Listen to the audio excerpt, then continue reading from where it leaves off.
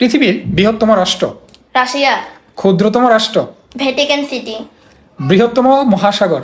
প্রশান্ত মহাসাগর। বৃহত্তম উপসাগর। বঙ্গোপসাগর। বৃহত্তম নদী। আমাজন। বৃহত্তম মরুভূমি। সাহারা। বৃহত্তম খাল। সুয়েজ খাল। বৃহত্তম বন। আমাজন। বৃহত্তম বদ্বীপ। সুন্দরবন। বৃহত্তম দ্বীপ।